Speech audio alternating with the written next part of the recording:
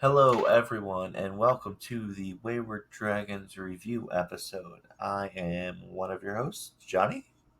And I'm Kelsey. I'm the other half. And welcome to our review episode where we talk about everything that we've either read, watched, like whether that's a movie, TV show, new video game, or if we've listened to like a new podcast or something that we have found interesting. But how are Yep.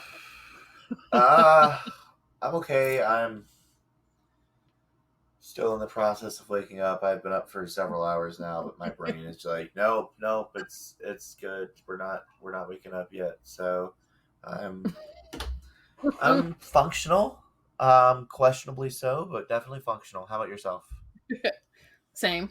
I've had a migraine for 2 days, so and Yeah, the those are weather never is not fun. helping in the state I live in. So, because Yeah, gotta have all the seasons.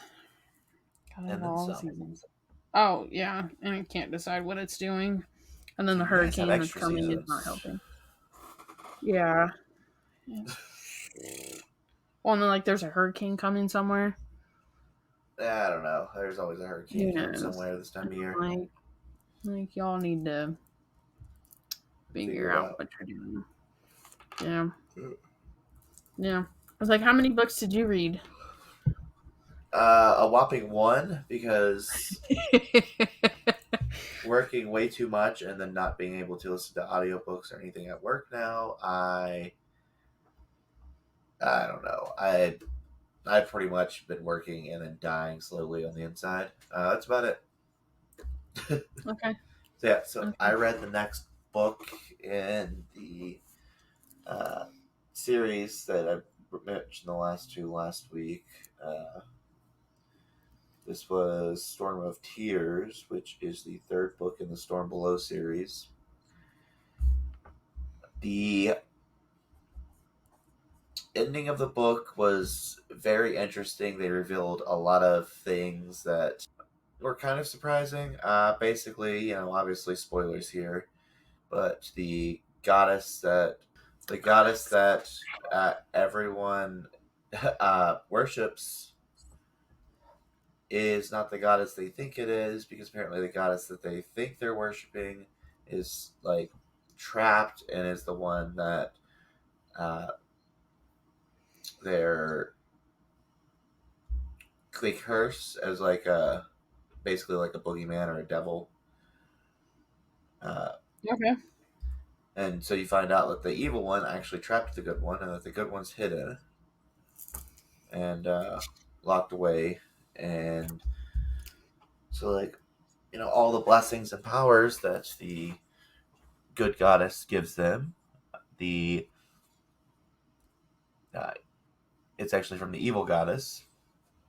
So Okay. that's a big fun twist. And then the daughter of the they think good goddess is born, and like is basically doing a Spanish Inquisition where she's going through and killing all the non-believers and all this other crap.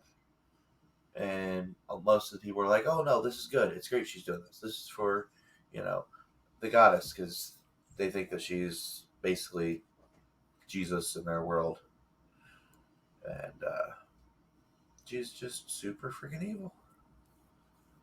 Hmm.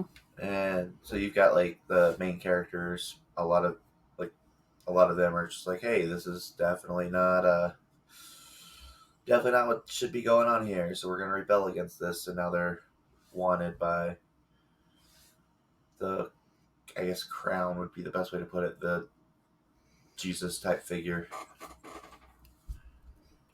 But yeah, Gotcha. that literally all I have been able to knock out because work sucks and I can't listen to audiobooks anymore.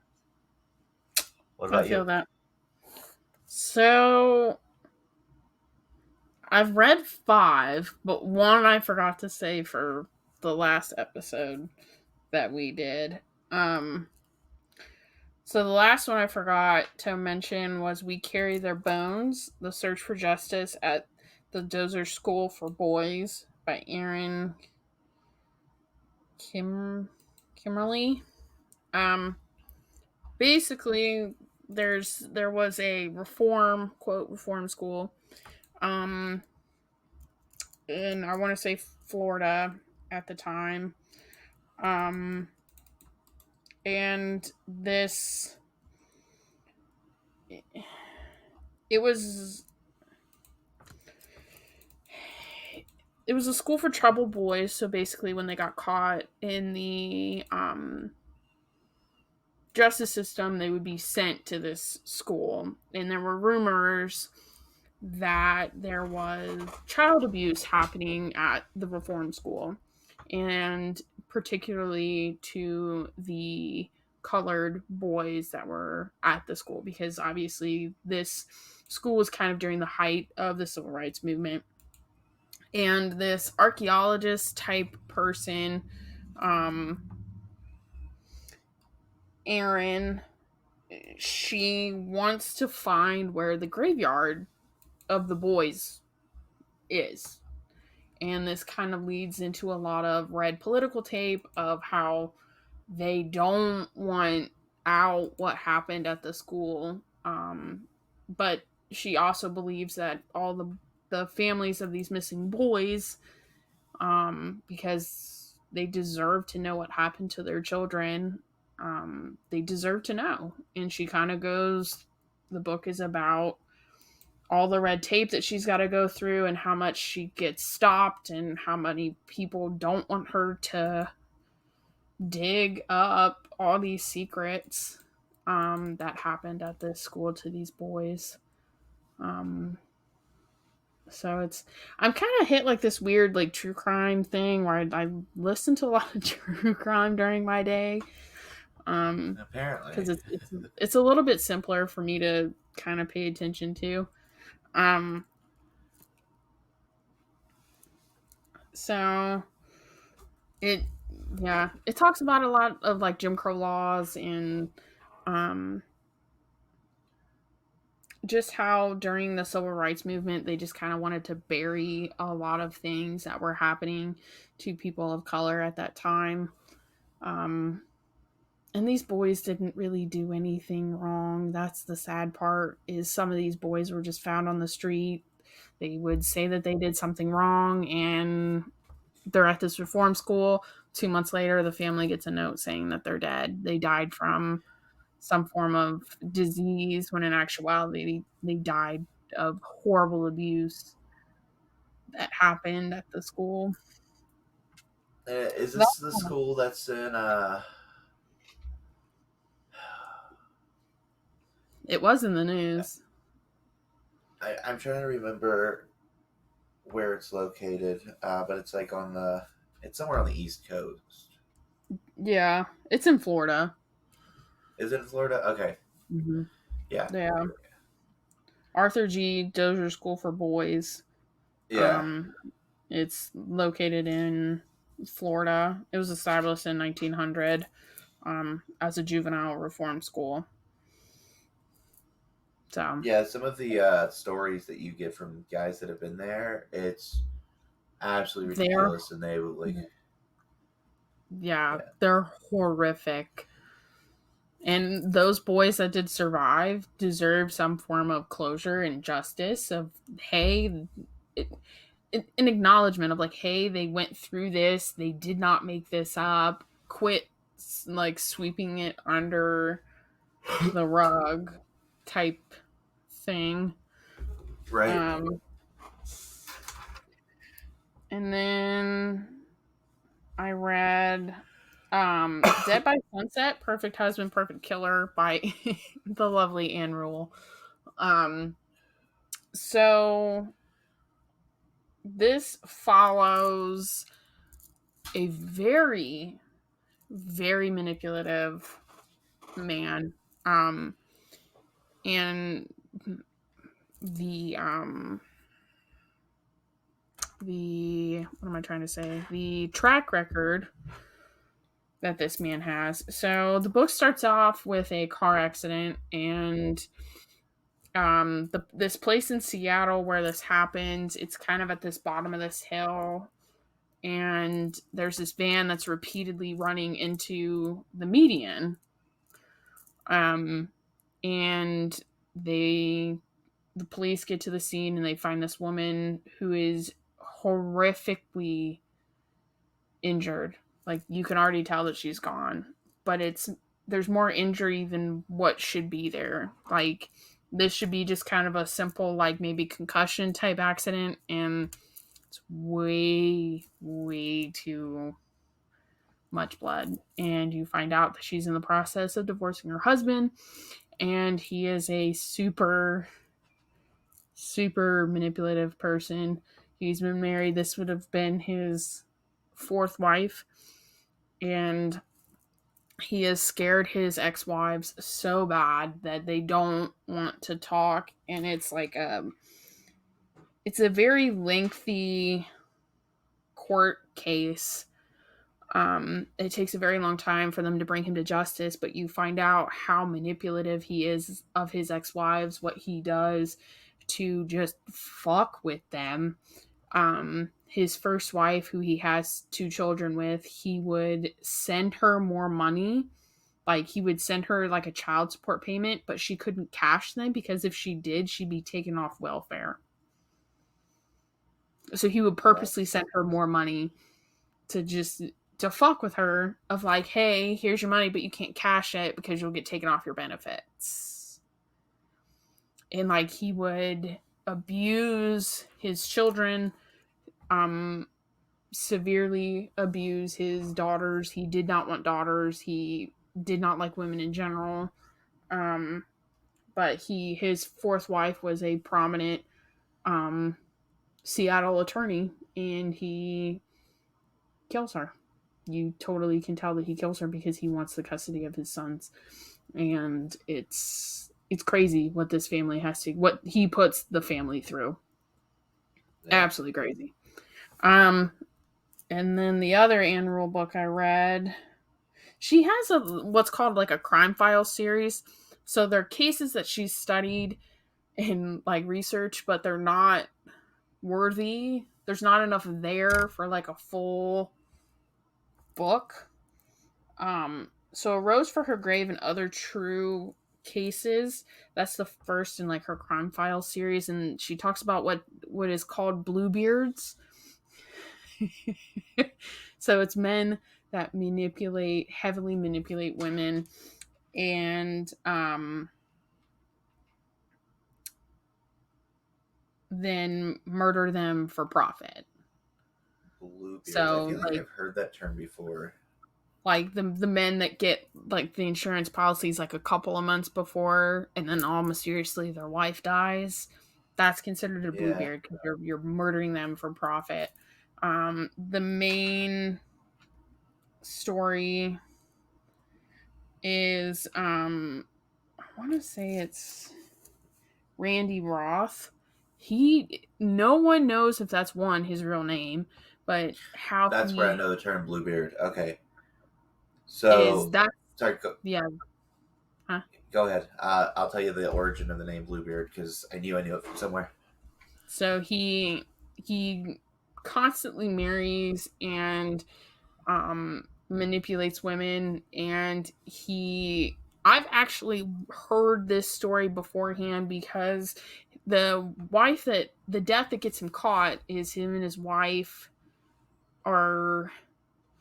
The first one is him and his wife are hiking, and she falls down this cliff, and they can't reenact exactly what happens. Like what he says happened, they can't make happen.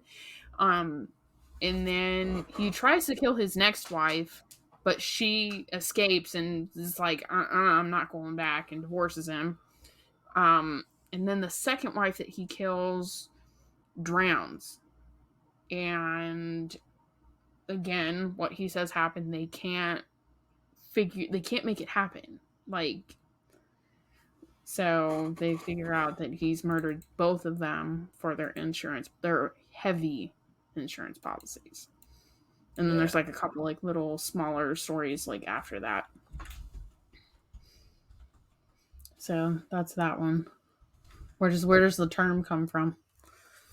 So, because I knew it from somewhere, and as soon as I like Googled Bluebeard, and I like saw the or like where it was based off of, like location and story wise, I was just like, oh, I remember that entirely. So it's a French fairy tale about an individual named Bluebeard who would marry women and take the dowry and then murder the women. Yeah, Like that's where the term it comes from, is from a French fairy tale. that's not surprising. So that's that one. And then I listened to Trailed, One Woman's Quest to Solve the Shenandoah Murders by Caitlin Miles. Um, so I want to say this happened in the late. Yeah, it was 96. These two women are out hiking and they are brutally murdered. And this is kind of at a time where women were, and they were killed on the Appalachian Trail. So for those who don't know, there's a trail that goes from like what, Maine? Where is it like? Yeah, I think so. It's somewhere up there from It's mine. somewhere in the Northeast and it goes like all the way down into Georgia. So you can hike this whole, it's one whole trail and it's god awful amount of miles. Um Thousands of people do it every year. yeah, thousands of people. Um and there's a lot of like section hikers, and these two women were section hikers, so they would only hike certain sections at a time, kind of like day trips, like how my husband and I are. We hike certain trails, certain parts. um but in 1996, this was kind of in a moment where women were kind of reclaiming the outdoors. There was a lot of outdoor groups, I actually didn't know this, that helps sexually assaulted women kind of reclaim their space through therapy outside, like Huh. by being outdoors and stuff. Um, and Julie and Law, Lolly, Lolly, um, they were two women that were very big in this hiking culture of women, and they are found brutally murdered. And the story kind of talks about, one, the LGBT um, climate, the culture at the time, and how this case was kind of pivotal with where some rights and stuff were at the time. Um, which I found actually kind of interesting. But they never, the person that they convict of this, or try to convict, he didn't do it. It was one of those that they wanted to pin it on somebody to kind of make everybody shut up. And you kind of find out that like the murders happened like way over here, and he's literally on the opposite side of the county. Like, so it, yeah.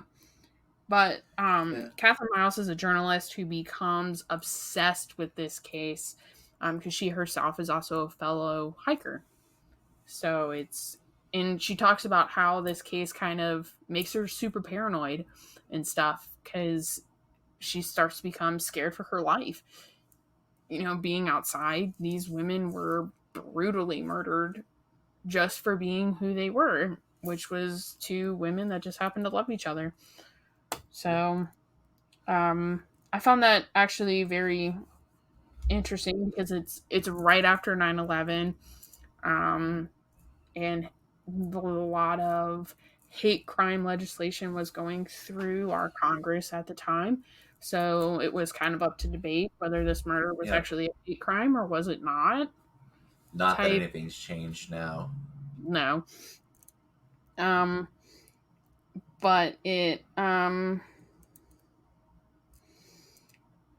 it's, yeah, it's very interesting how everything kind of comes together. The political climate I found very interesting in it, how much um counterculture played into everything, just being a hippie.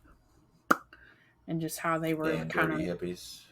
they were very free-spirited women, and they didn't really back down. And it was a very interesting book. I just kind of listened to it on a whim.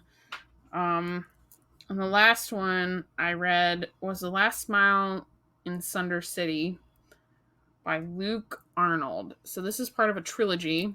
So basically, in this world, all magic is gone. There was magic, and all magical beings lived amongst each other.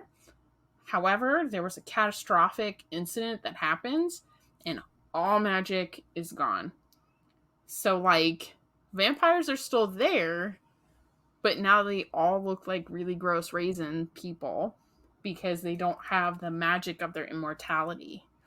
And, like, werewolves are half wolf, half human. They're like this weird, grotesque hybrid because there's no magic to keep them one or the other. So they're this weird shift. Okay. But basically, this PI, I guess you could say, and he blames himself for the magic leaving. And he himself actually falls in love with a fae. And it's told back and forth through present and past, because you kind of go through his past of being a soldier and kind of like this elite soldier, and he abandons his posts a couple of times, and he gets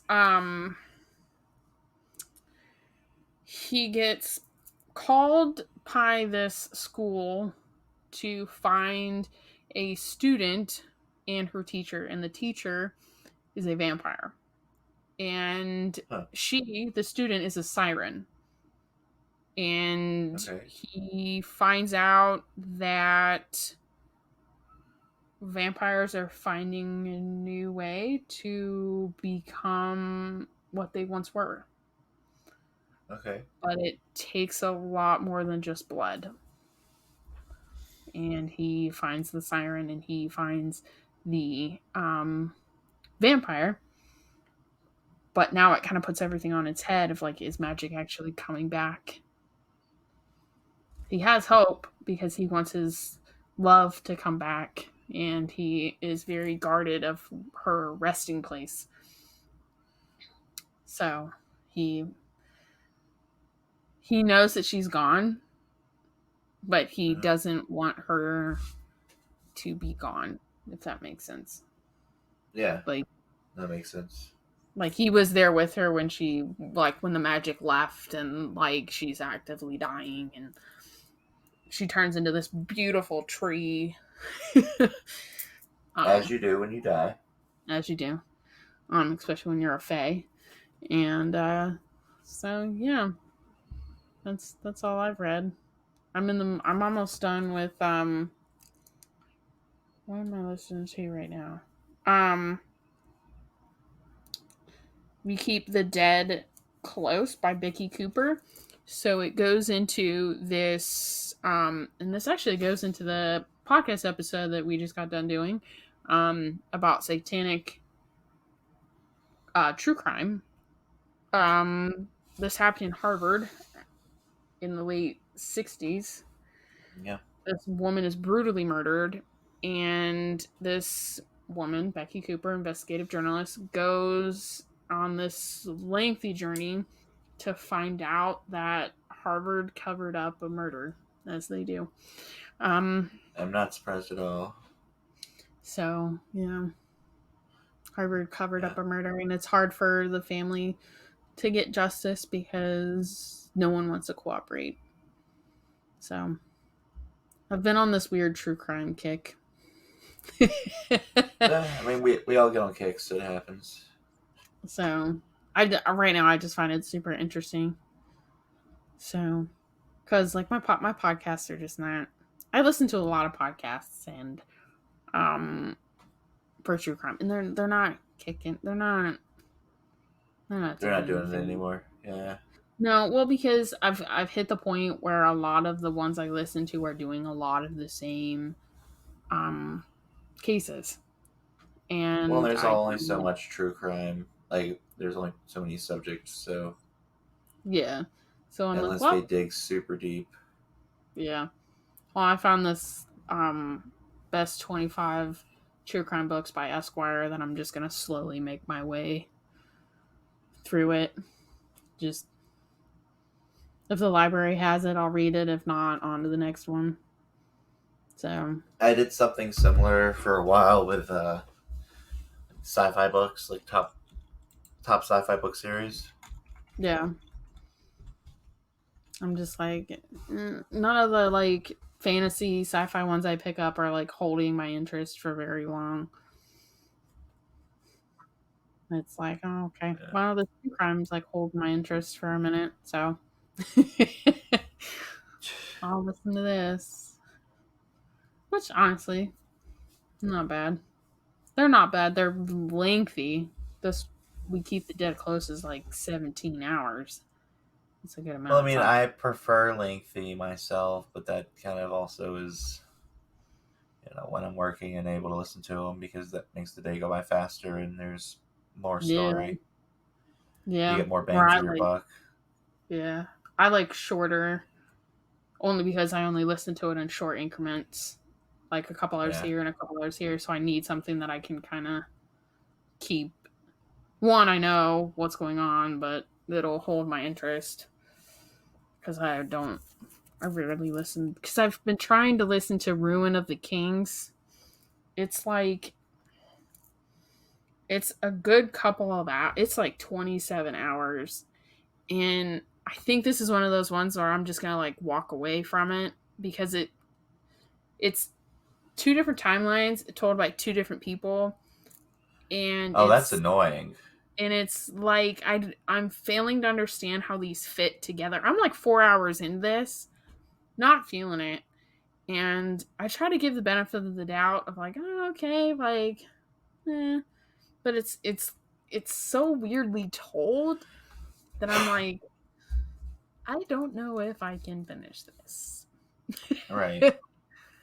Like, and I started so Gail Z. Martin is one of my favorite authors next to Tolkien, and she came out with an Assassins series that I'm started, and those are like maybe 8-hour audiobooks. You like Tolkien? Really? Oh, you can't I see my did shirt. surprisingly. It's fucking backwards. But it says Middle Earth makes me happy. Reality, not so much. I have two of them because why not? But she's almost done with the Assassin series that she's been writing because I'm part of her newsletters. Yeah.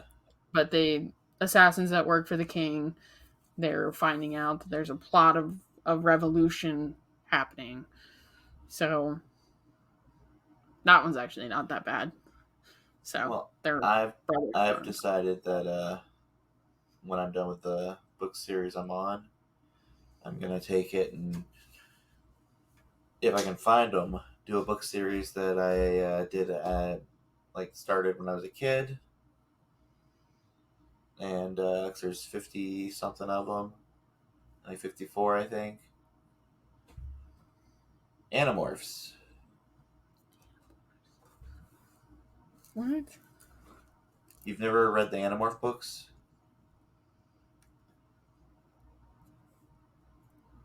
How do you spell that? A-N-I. Zero Anamorphia by Luke No, Brimblecombe. no. How do you spell that? Animorph. Ah, okay.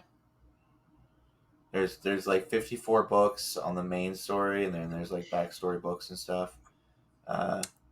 So I think I remember seeing these in school. I like the I Scholastic Book never, Fair. yeah, but I never got into them. Yeah, They 54 were primary like, works, 83 altogether. yeah, I remember they're seeing them. fun, and they even had a TV show at one point. Basically, Yeah.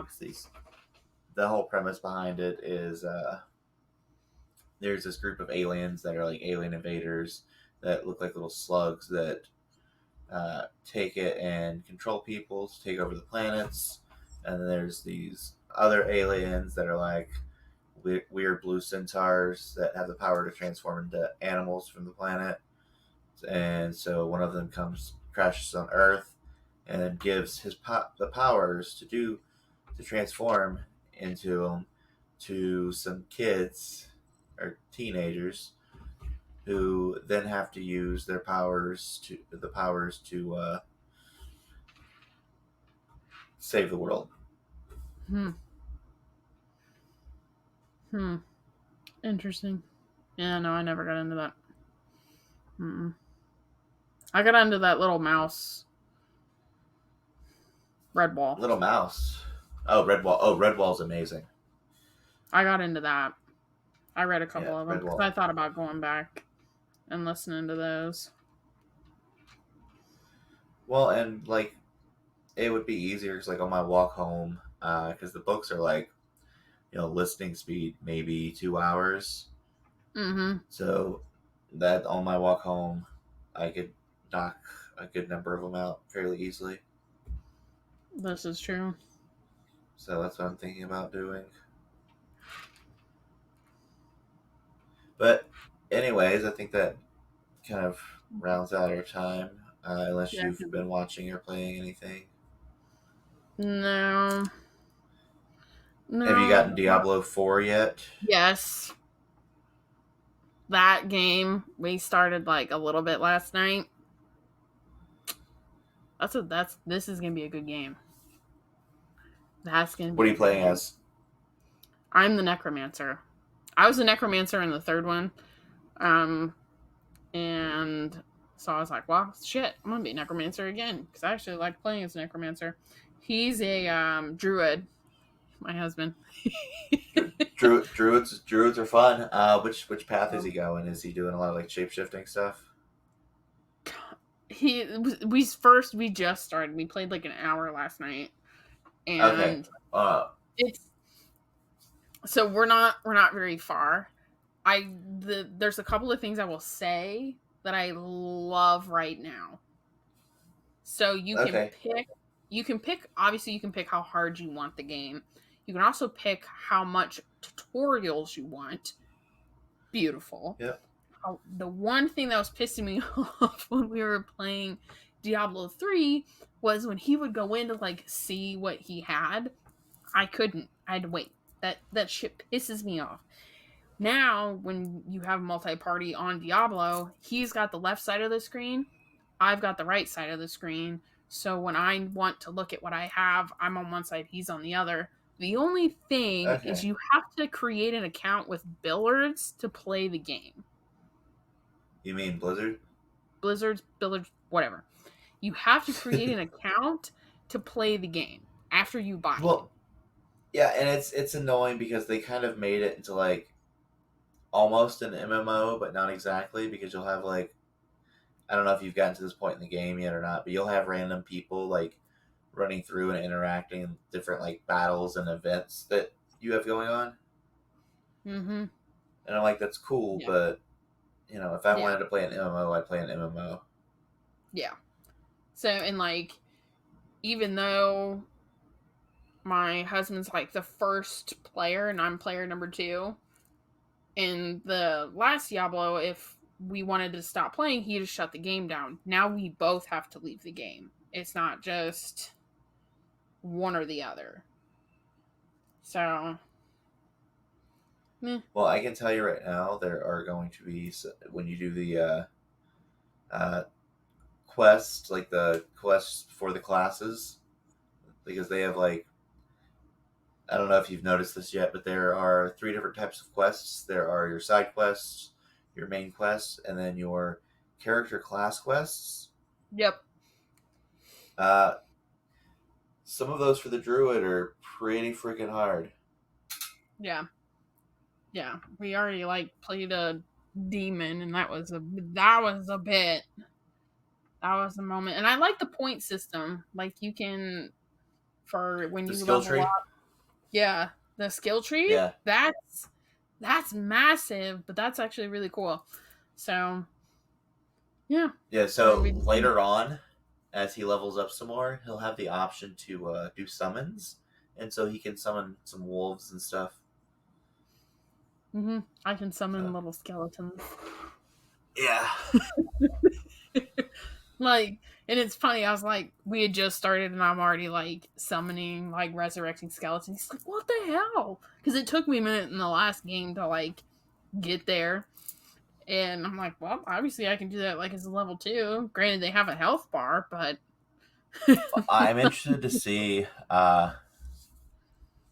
I'm interested to see how they do it with like what classes they add in when they do expansions and stuff.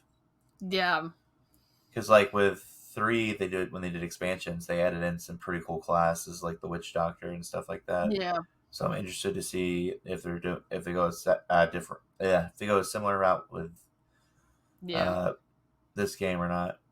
yeah. Because I know with the last update, with the third one, they added that 5th act, which was absolutely pointless.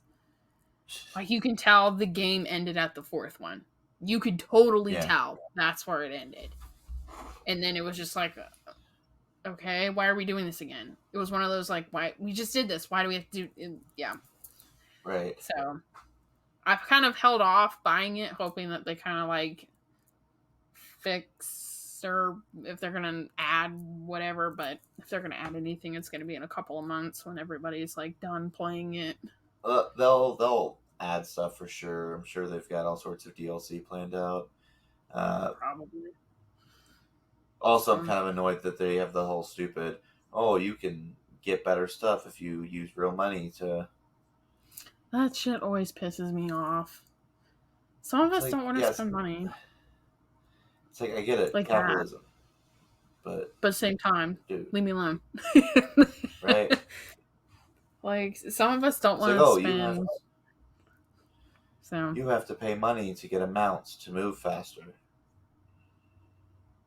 well, then I'll It's just like, move at a no, snail's pace. Fuck off. yep, Like, yep. like,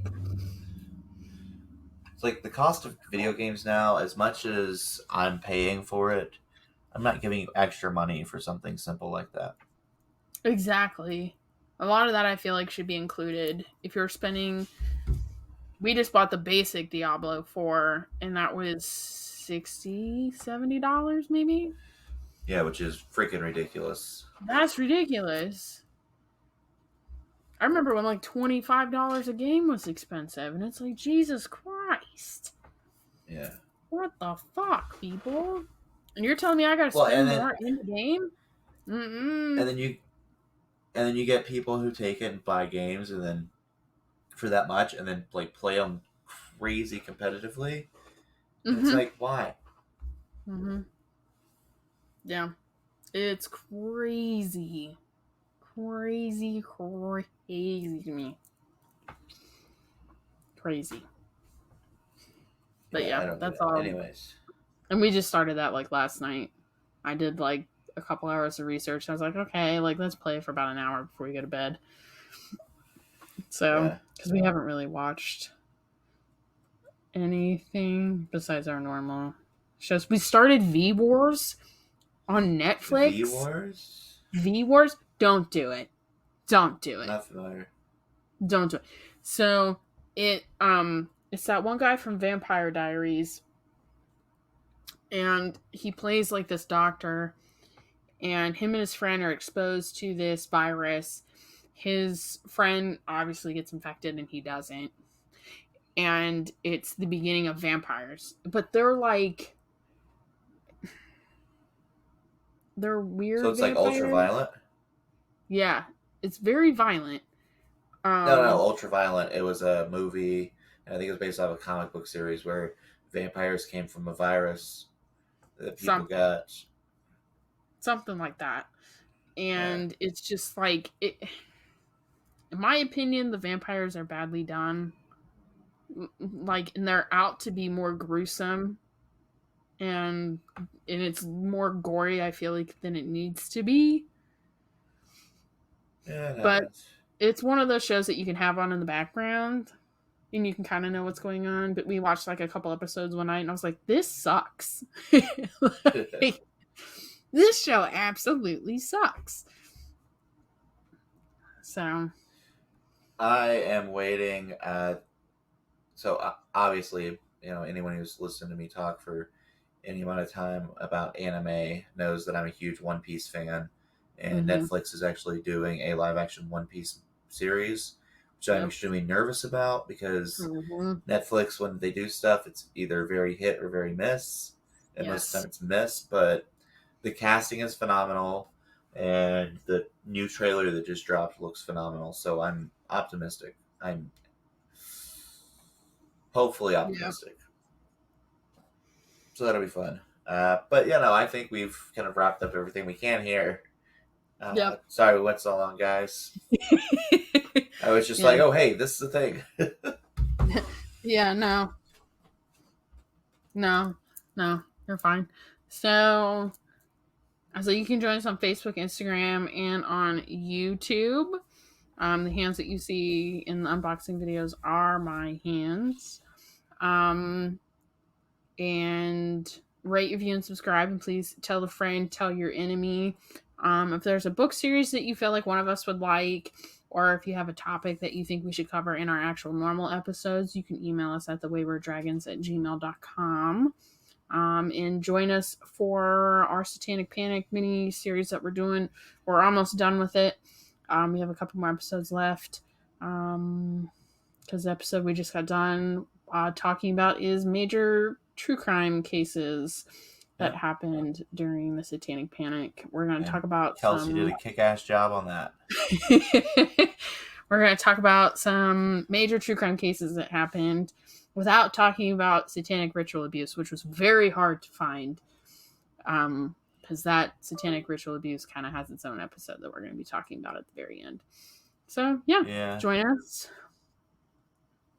Yeah, and until next time. Then, and even after, I'm Johnny.